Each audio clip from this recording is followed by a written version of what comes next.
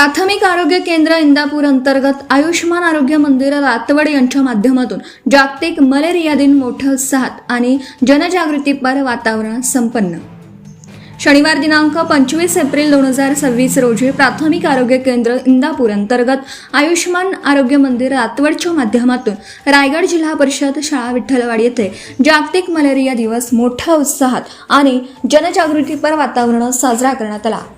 आरोग्य उपकेंद्र रातवडच्या माध्यमातून ग्रामस्थांना आणि शालेय विद्यार्थ्यांना मलेरियापासून संरक्षणाचे आरोग्य शिक्षण व मार्गदर्शन देण्यात आलं.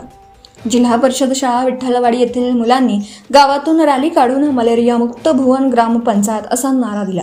आरोग्य सेवक श्री सुधीर गणपत खैरे आरोग्य कर्मचारी यांनी ग्रामस्थांना मार्गदर्शन करताना सांगितलं की मलेरिया हा अॅनाफिलिस जातीच्या डासांच्या मादी चावल्यामुळे होतो. तापाची लक्षणे दिसताच घरगुती उपचार न करता त्वरित प्राथमिक आरोग्य केंद्र इंदापूर येथे येऊन रक्ताची तपासणी करून घ्यावी. दर रविवारी घरातील पाण्याचे साठे, टाकी, कूलर, हौद पूर्णपणे रिकामे करून कोरडे करावेत जेणेकरून डासांची पैदास थांबवता येईल. या वर्षीच्या जागतिक मलेरिया दिवसाच्या संकल्पनेनुसार मलेरिया विरुद्धच्या लढ्यात प्रवेक अन्न यावर तसंच यावर्षी घोषवाक्य मलेरिया संपवण्यासाठी आता प्रयत्न करणे शक्य आहे. आता हे केलेच पाहिजे. कोरडा दिवस पाळा, हिव ताप टाळा असे होते. दरवर्षी आरोग्य विभागाच्या माध्यमातून 25 एप्रिल रोजी हिवताप दिन साजरा करण्यात येतो.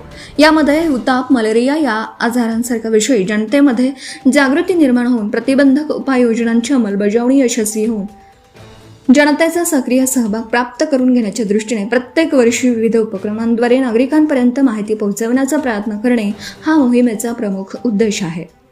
मलेरिया संपवण्यासाठी आता प्रयत्न करणं शक्य आहे. आता हे केलेच पाहिजे.